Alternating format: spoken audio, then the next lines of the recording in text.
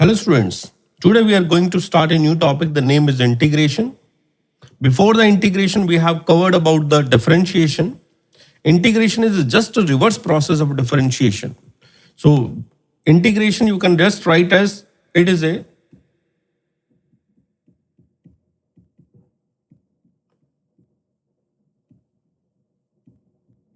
reverse process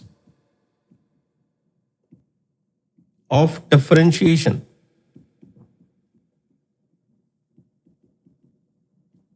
reverse process of differentiation का meaning आप ऐसा कह सकते हैं कि हम लोगों के पास एक y था और y का फंक्शन ऑफ x हमने लिखा था और इसको हमने डिफरेंशिएशन किया।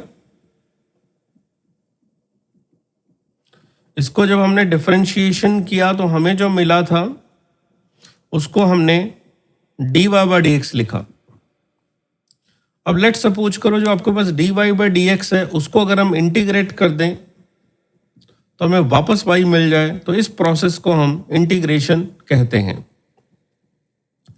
तो इंटीग्रेशन का दूसरा मीनिंग अगर हम सिंपल वे में कहें तो इंटीग्रेशन का मतलब आप ये भी कह सकते हैं इस सम के बराबर है। इंटीग्रेशन मतलब सम के बराबर है, जिसको हम इस सिंबल से लिखते हैं। अगर हमारे पास बहुत सारी क्वांटिटीज को ऐड करना है तो उसको ऐड करने के लिए हम इंटीग्रेशन करेंगे, तो इसका मतलब सम का मतलब भी इंटीग्रेशन आप कह सकते हैं सिंपल सी लैंग्वेज के अंदर।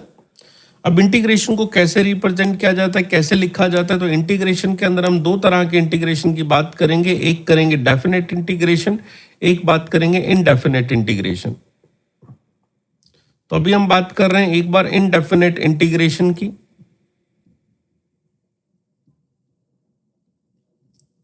इनडेफिनेट इंटीग्रेशन को इनडेफिनेट क्यों कहते हैं ये बात भी हम करेंगे, लेकिन अभी हम सिंपली लिख रहे हैं कि हमारे पास जो है फर्स्ट टाइप जो है वो इनडेफिनेट इंटीग्रेशन है, जिसको जब भी किसी भी क्वेश्चन में रिप्रेजेंट किया जाएगा तो उसको रिप्रेजेंट का तरीका ऐसा होगा कि हमें एक इस तरह का साइन लगाना है। ये जो साइन लगाना है इसका मतलब होता है कि हमें इंटीग्रेशन करना है या फिर हम इंटीग्रेशन कर रहे हैं। जिस भी फंक्शन का, जिस भी इक्वेशन का इंटीग्रेशन करना होगा उसको यहाँ लिखा जाएगा। तो इंटीग्रेशन ऑफ y का मतलब हो गया कि हमारे पास जिस भी इक्वेशन का इंटीग्रेशन करना है वो y की इक्वेशन है वो यहाँ लिखी जाएगी, और जिसके रेस्पेक्ट में किया जाएगा उसको यहाँ लिखा जाएगा। रेस्पेक्ट का मतलब होता है जैसे हमारे पास कौन सी टर्म्स का इंटीग्रेशन करना है, कौन कौन से वेरिएबल का इंटीग्रेशन करना है उसको यहाँ लिखा जाता है। तो ये इंटीग्रेशन को लिखने का तरीका है। तो ये हमने क्या बोला, ये हमारे पास इंटीग्रेशन का साइन है जो कि हमें ये बताता है कि हमें इंटीग्रेशन करना है। ये जो हमने यहां पे लिखा है ये है फंक्शन जिसको हमने इंटीग्रेट करना है, टू बी इंटीग्रेटेड।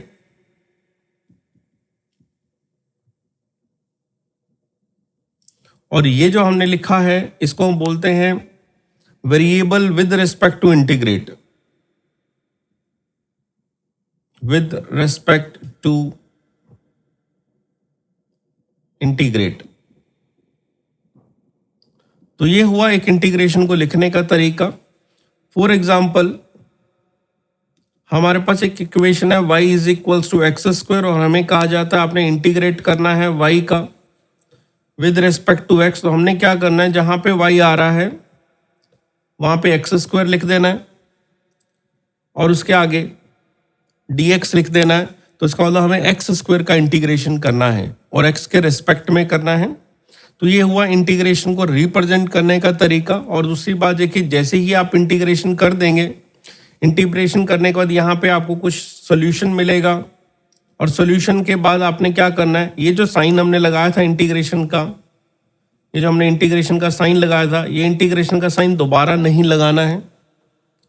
अगली बात, हम इनडेफिनेट इंटीग्रेशन कर रहे हैं तो जो भी रिजल्ट आए उसके अंदर लास्ट में हमें एक प्लस सी लिखना है। प्लस सी जो है इसे हम इंटीग्रेशन कांस्टेंट कहते हैं। ये इंटीग्रेशन कांस्टेंट क्यों आया है इसके बारे में बात करेंगे हम आगे, लेकिन अभी हम कहते हैं कि जब भी आप इंटीग्रेशन करेंगे यहाँ पे कुछ सॉल्यूशन बन के आएगा। सॉल्यूशन के बाद इंटीग्रेशन का साइन नहीं लगाना और ना ही dx दोबारा लिखना है आपने, और उसके बाद साथ में लिख देना प्लस सी। तो ये हुआ हमारे पास कि इनडेफिनेट इंटीग्रेशन में क्या चीज़ क्या रिप्रेजेंट करती है और उसको किस तरह से लिखा जाता है। लेट्स सपोज करिए हम स्टार्ट करते हैं अब कि क्या क्या इंटीग्रेशन कैसे किया जाता है। उसके लिए हम आपको कुछ फॉर्मूला दे रहे हैं इंटीग्रेशन करने के लिए। तो formula number 1, to start the integration you are having a formula number 1। Formula number 1 ये है कि अगर मान लीजिए आपको y की कुछ वैल्यू दी गई है कि y is equals to x raise to power n, कि ये n पे डिपेंड करता है। और एक चीज ध्यान रखनी है कि बस n की वैल्यू हमारे पास -1 नहीं होनी चाहिए, ठीक है। n की वैल्यू माइनस नहीं होनी चाहिए। इसका मतलब ये हो गया कि अगर हमने लिखा है कहीं पे 1/x, कहीं पे हमने लिखा है 1/x², कहीं पे हमने लिखा है 1/x raise to power 3 and so on, तो हमें 1/x को छोड़ देना है, क्योंकि 1/x में x की पावर -1 बनता है। इसके लिए ये फॉर्मूला नहीं लगाना, बाकी सबके लिए फॉर्मूला लगाया जा सकता है। तो 1/x के लिए फॉर्मूला नहीं लगाना, 1/x² के लिए लगा सकते हैं, 1/√x के लिए लगा सकते हैं, 1/x की पावर 3 के लिए लगा सकते हैं। इन सब के लिए फॉर्मूला एप्लीकेबल है, बट 1/x के लिए नहीं है। अब इसमें क्या करना है, आपको कहा जाता है integration of y of dx बताएं।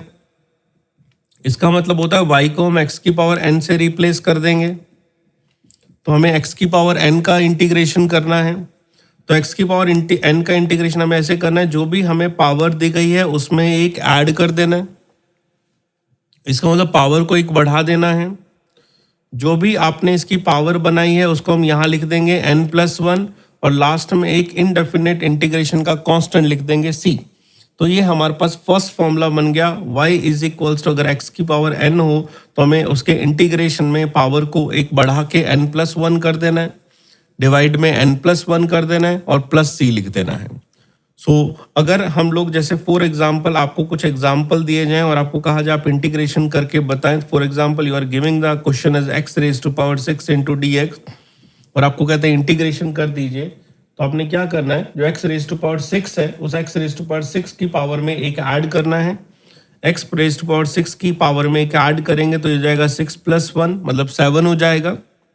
जो भी ऊपर नया पावर आया है उसको यहाँ लिख देंगे 6+1 और लास्ट में लिख देंगे +c। So answer will become x raise to power 7/7 +c। तो इस तरह से हम एक डेफिनेट इंटीग्रेशन को परफॉर्म करते हैं, जहां पे आपके पास x की जो भी पावर होती है उस पावर के अंदर हमने एक ऐड कर देना है। इसी तरह से सिमिलरली देखिए, हम लोगों ने आपको एक इंटीग्रेशन का वन मोर एग्जांपल दिया, that is equals to 1/x² dx। अभी हमने कहा था ये फॉर्मूला 1/x के लिए नहीं लगाना, लेकिन 1/x² के लिए तो लगा सकते हैं। तो 1/x² के लिए आपने क्या करना है, फर्स्ट ऑफ ऑल x को x की पावर -2 बना के अपना फॉर्मूला मैच कराना है जो हमने दे रखा है। वो हमारा फॉर्मूला लिखा है ऊपर, जस्ट देखिए x raise to power n। तो इसका मतलब यहाँ पे n की वैल्यू देखी जाए तो -2 है, और अगर n की वैल्यू -2 है तो x की पावर बन गई है -2+1, एक ऐड कर दिया। जो आपने ऊपर नया नंबर लिखा है वो यहाँ लिख दिया जाएगा -2+1 +c। अब ऊपर की तरफ देखा जाए तो ये बन गया x raise to power -1, -2+1 is -1, और ये आपके पास हो गया -1 +c। तो ये हमारा इंटीग्रेशन हो गया। आप चाहे तो इसको सिंप्लीफाई करके ये भी लिख सकते हैं 1/x +c। 1/x कैसे आया, अगर कोई पावर आपके पास न्यूमरेटर में माइनस में आती है, अगर उस पूरी को शिफ्ट कर दिया जाए डिनोमिनेटर में, तो हम लोग पावर को माइनस से प्लस कर देते हैं। फिर से एक और एग्जांपल देखिए, लेट आपको दिया गया है √x dx और आपको कहा जाता है इसको इंटीग्रेट करिए। आपने सबसे पहले क्या करना है, √x को 1/2 लिख लेना है, ताकि हमारे पास formula x raise to power n दिखने में समझने में आसान लगे। तो हमने इसको x raise to power half लिखा। अब आपने जो पावर लिखी है उसमें एक ऐड कर दीजिए, ½ + 1 कर दिया। जो ऊपर लिखा है उसको भी ऐड कर दीजिए, ½ + 1 लिखा। तो ये आपके पास x की पावर ½ + 1 और c लगाना नहीं भूलना। ½ + 1 कर दें तो ये हो गया 3/2, डिवाइड में भी सेम पावर आ गई 3/2 +c। सिंप्लीफाई करके आप इसे लिख सकते हैं 2/3 x raise to power 3/2 +c। So this is a way to integrate. You are having x raise to power n, जिसके अंदर हमने आपको फ्रैक्शन के अंदर, नॉर्मल इंटीजर के अंदर और माइनस के अंदर भी पावर दी है, और आपको एक्सप्लेन किया कि x raise to power n कैसे करेंगे। अब उसके बाद x raise to power n के बाद सेकेंड फॉर्मूला पे आते हैं। सेकेंड फॉर्मूला ये कहता है कि अगर आपको 1/x दे के इंटीग्रेशन करने को कह दिया जाए, जहां पे हमने पिछले वाले क्वेश्चन में कहा था ये सबके लिए वैलिड है लेकिन 1/x के लिए वैलिड नहीं है, तो अब हम बात करें अगर 1/x दे दिया जाए तो क्या होगा। तो अब याद करें कि 1/x किसका डिफरेंशिएशन था। तो हमने कहा था 1/x डिफरेंशिएशन होता है log x का, तो इसका मतलब 1/x का इंटीग्रेशन फिर क्या बन जाएगा, log x प्लस c। तो ये log x का डिफरेंशिएशन 1/x होता है, तो 1/x का इंटीग्रेशन log x होता है। इसी वजह से हमने कहा था कि आप ऊपर वाला फॉर्मूला 1/x के लिए नहीं लगाएंगे, बाकी सबके लिए लगाएंगे। तो इसके अंदर आपको कोई एग्जाम्पल कराने की जरूरत नहीं, ये खुद ही एग्जाम्पल है, ये खुद ही फॉर्मूला है कि अगर 1/x लिखा हुआ आ जाए तो आपको कहा जाए इंटीग्रेशन कर दीजिए, आपने log x लिख देना है। जैसे फॉर एग्जाम्पल फिर से अगर हम बात करें अगर एग्जाम्पल के हिसाब से, तो आपको कहते हैं हमें x प्लस 1/x का इंटीग्रेशन करने को दे दिया, दो टर्म दे दी गई हैं जिनको हमें इंटीग्रेट करना है। अगर हमारे पास दो टर्म दी गई हैं जिनको हमें इंटीग्रेट करना है, तो हमने क्या करना है, दोनों टर्म को इंडिविजुअली देखना है, मतलब ऐसे करके कि पहले हमने x को इंटीग्रेट करना है, फिर हमने 1/x को इंटीग्रेट करना है। तो अगर इस तरह से कोई भी दो टर्म सम में सब्सट्रैक्शन में आती हैं, उनको हम दो टर्म तीन टर्म जितनी भी है उसमें बदल सकते हैं। x को इंटीग्रेट करें तो ये हमारे पास x की पावर 1 ऐड करी तो 2 हो गया, डिवाइड बाय 2 हो गया, क्योंकि ये तो x raise to power n की तरह दिखाई दे रहा है। फिर प्लस लगाना है, 1/x को देखना है, इस फॉर्मूले को मैच करके इसको हमें log x लिख देना है। ठीक है, इसका बेस e है, ये हम लोगरिथम जब करेंगे तो बात करेंगे, log ex लिख देना है और लास्ट में प्लस सी लगा देना है। कोई बच्चे कंफ्यूज होता है कि दो बार इंटीग्रेशन किया तो दो बार सी क्यों नहीं आया। तो हमें कितनी टर्म्स मर्जी हो, 4 5 10 कितनी भी आए, इंटीग्रेशन कांस्टेंट सिर्फ एक ही बार लिखना है, वो है सी, और जो कि सबसे लास्ट में लिखना है। तो कितनी भी टर्म हो इंटीग्रेशन कांस्टेंट एक ही आएगा। फिर से थर्ड फॉर्मूला पे चलते हैं। थर्ड फॉर्मूला ये कहता है कि अगर आपको कोई फंक्शन दिया गया है जो कि constant multiply by x raise to power n हो, अगर कोई फंक्शन दिया गया है जो कि constant multiply by x raise to power n हो और आपको constant multiply by x raise to power n का इंटीग्रेशन करना है, जिसमें याद करिए n की वैल्यू फिर से -1 नहीं है, constant x raise to power n का इंटीग्रेशन करना है जिसमें n की वैल्यू जो है वो ध्यान से हमारे पास n रेज़ टू पावर -1 नहीं है। तो इसका इंटीग्रेशन करने के लिए आपने कांस्टेंट को एज इट इज लिख देना है, कांस्टेंट में कुछ चेंजेस नहीं करना, और x की जो भी पावर दी गई है पुराने तरीके से 1 ऐड कर देना है, वही नंबर यहाँ लिख देंगे, प्लस c कर देंगे।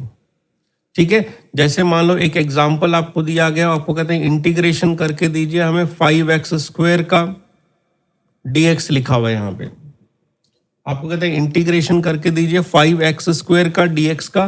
तो अपने 5 को कॉपी करना है, 5 को कुछ नहीं करना, x की पावर 2 दे रखी है, उसको 1 ऐड करके 3 बना देंगे, 2 + 1 3 कर देंगे, और उसका वही नंबर नीचे कॉपी कर देंगे और साथ में लिख देंगे +c। तो अगर किसी कांस्टेंट के साथ x की पावर n आती है तो कांस्टेंट को कॉपी करना है, x की पावर इंक्रीज करनी है, और डिवाइड बाय आपने क्या कर देना है, नंबर जो पावर नया बनाया वो करके +c कर देंगे।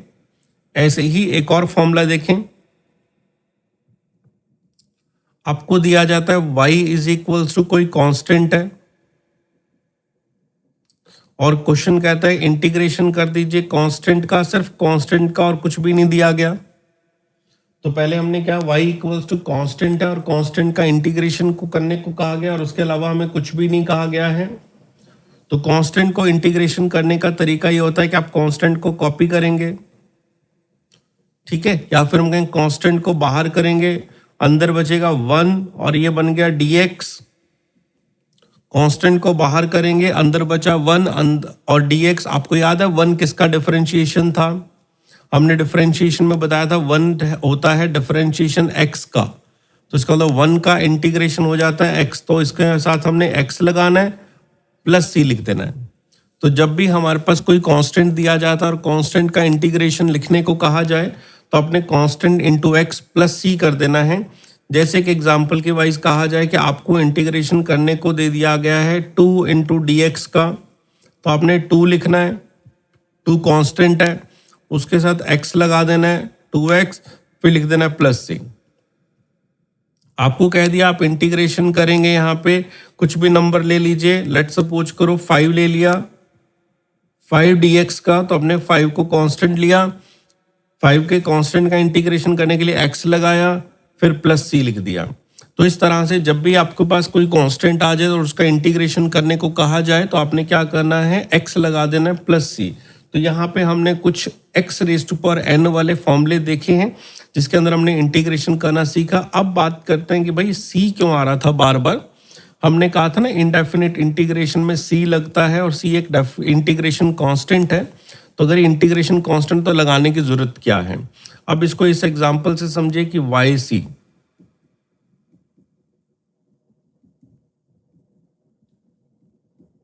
हम c क्यों लगा रहे हैं, तो मान लीजिए आपको एक इक्वेशन दी गई है y is equals to x square plus x plus 2, ऐसी कोई इक्वेशन दी गई और हमने फर्स्ट आपको ये बोला कि इसको आप डिफरेंशिएट कर दीजिए, तो आपने कहा dy बाई डी एक्स लिखें। इंटीग्रेशन की बात नहीं कर रहे हैं, याद रखिएगा डिफरेंशिएशन की बात करें पुराने टॉपिक से, तो हम कहते हैं पहले पावर आगे लाएंगे, 2 पावर आगे आएगी और एक पावर कम करेंगे तो ये 2x हो गया। फिर x का डिफरेंशिएशन अभी बोला था 1 होता है और 2 का हो गया 0, तो ये आपके पास हो गया 2x प्लस 1। तो हम क्या कहते हैं, y का जब हम डिफरेंशिएशन करते हैं, y का जब हम डिफरेंशिएशन करते हैं तो हमें क्या मिलता है, dy बाई डी एक्स मिलता है। और अगर dy बाई डी एक्स को इंटीग्रेट कर दें, अगर dy बाई डी एक्स को इंटीग्रेट कर दें तो हमें वापस y मिल जाता है। चेक करते हैं, हम कहते हैं कि dy बाई डी एक्स जो आपके पास है उसको इंटीग्रेट करके देखो क्या पता y मिल रहा है कि नहीं मिल रहा। तो आपने यहाँ पे 2x प्लस 1 जो हमारे पास dy बाई डी एक्स की इक्वेशन बनी थी, इसको हमने वहां पुट किया और अब उसे इंटीग्रेट करेंगे।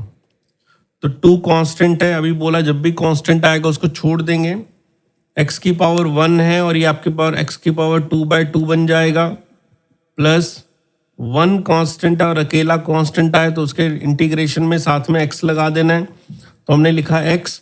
अब ये हमारे पास बन गया है, अगर देखा जाए तो एक्स स्क्वायर प्लस एक्स, लेकिन हमारे पास तो y बनना चाहिए था, तो y के अंदर तो हमारे पास 3 टर्म्स आ रही हैं, x square plus x plus 2, लेकिन इंटीग्रेशन में सिर्फ 2 ही टर्म आ रही हैं, एक्स स्क्वायर प्लस एक्स, इसका मतलब एक टर्म कम आ रही है। और वो जो टर्म कम आ रही है वो टर्म है जो कि डिफरेंशिएशन के अंदर 0 के अंदर बदल गई थी, और अगर वो 0 के अंदर बदल गई थी तो हम इंटीग्रेशन से पता नहीं कर सकते कि कौन 0 में बदल गया था। इसलिए जब भी इनडेफिनिट इंटीग्रेशन करते हैं तो वहाँ पे c लिख देते हैं। c का मतलब होता है कि हो सकता है कोई टर्म डिफरेंशिएशन करते वक्त 0 में बदल गई हो। तो इस तरह से हम लोग इनडेफिनिट इंटीग्रेशन को परफॉर्म करते हैं, और इनडेफिनिट इंटीग्रेशन के अंदर हमने जो है आपको x वाले फॉर्मूलोज की बात करी है। इसके अंदर हमें कुछ और फॉर्मूलेज भी याद रखने होंगे ताकि हम इंटीग्रेशन को कंप्लीटली परफॉर्म कर पाए। तो हम लिखते हैं सम मोर फॉर्मूलाज। तो फॉर्मूला ये है, देखिए फर्स्ट फॉर्मूला ये है कि जैसे मान लो आपको दिया जाता है y is equal to sine x और आपको कहा जाता है आप साइन एक्स का इंटीग्रेशन करेंगे, ठीक है। दूसरा फॉर्मूला यही लिख रहे हैं y is equal to cos x और आपको कहते हैं cos x का इंटीग्रेशन करेंगे। तीसरा हम लिख के दे रहे हैं, सारे फॉर्मूले एक साथ आपको सिखाएंगे।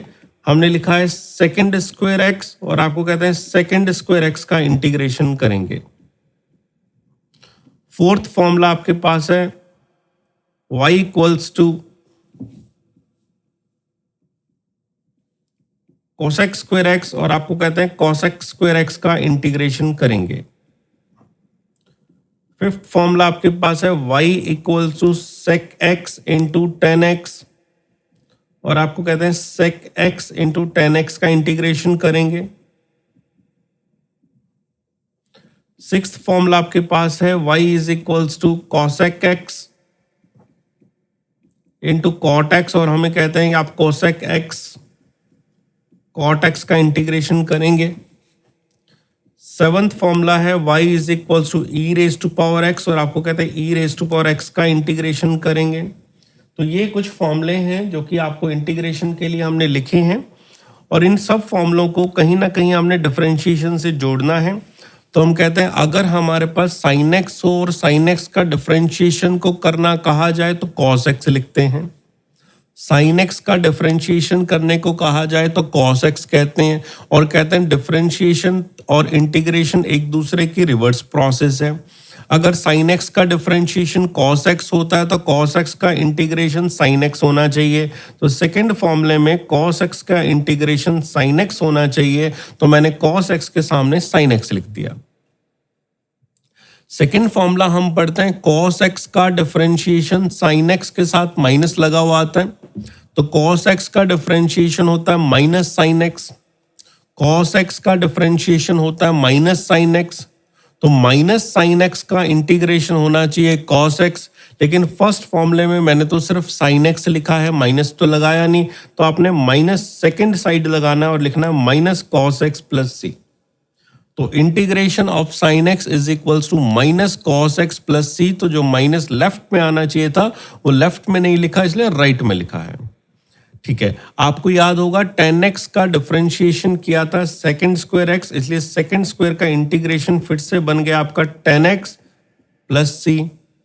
आपको याद होगा cot x का डिफरेंशिएशन क्या था, minus cos x square x, तो cos x square x plus में दिया गया है, इसलिए इसका इंटीग्रेशन हम लिखेंगे minus of cot x plus c. अगर कहीं माइनस लगा हुआ होना चाहिए और अगर माइनस नहीं लगा हुआ तो उसको दूसरी साइड लिख देते हैं। सेकेंड एक्स का डिफरेंशिएशन हुआ था सेकेंड एक्स tan x, तो integration of second x tan x बन गया है second x plus c. Cot x का डिफरेंशिएशन था cosec x into cos x with the minus sine, cosec x का डिफरेंशिएशन था minus cosec x into cot x, तो minus नहीं लगा हुआ है तो इस माइनस को दूसरी तरफ लिखेंगे minus cosec x plus c. E raise to power x का डिफरेंशिएशन था e raise to power x, तो e raise to power integration भी होगा e raise to power x plus c. These are some formulas which need to be remember, ताकि आप लोगों को integration में किसी भी तरह की कोई प्रॉब्लम ना आए। तो इस सारे फॉर्मूलों को आप क्या करें, एक तरह से अपने फिंगर टिप पे लेके आएं, ये सारे फॉर्मूले बहुत अच्छे से याद करें, ताकि हम लोग डिफरेंशिएशन के बाद जो हमने इंटीग्रेशन की प्रोसेस स्टार्ट की है वो बहुत ही स्मूथली हमारे पास प्रोसेस हो और हम इंटीग्रेशन बहुत अच्छे से सीख जाएं। सबसे ज़्यादा हम आपको एक ही बात कहेंगे, इंटीग्रेशन में कंफ्यूजन हमें होने वाली है साइन एक्स और कॉस एक्स के फॉर्मूले में। तो कि डिफरेंशिएशन में हम कहते थे कॉस एक्स का डिफरेंशिएशन होता है माइनस साइन एक्स और साइन एक्स का डिफरेंशिएशन होता है कॉस एक्स। अब क्या कहेंगे, कॉस एक्स का इंटीग्रेशन होगा प्लस साइन एक्स, जहां माइनस आता था वहां पे प्लस आ गया है, और कॉस एक्स का इंटीग्रेशन कर दिया हमने प्लस साइन एक्स, और साइन एक्स का इंटीग्रेशन कर दिया है माइनस कॉस एक्स। तो ये हमें थोड़ा सा ध्यान रखना है, बाकी सब चीज़ें जो है आप धीरे धीरे सब सीख जाएंगे। नेक्स्ट वीडियो के अंदर हम लोग हमारे पास डेफिनेट इंटीग्रेशन के बारे में बात करेंगे और इंटीग्रेशन को कंप्लीट करके समझने की कोशिश करेंगे। थैंक यू बच्चों।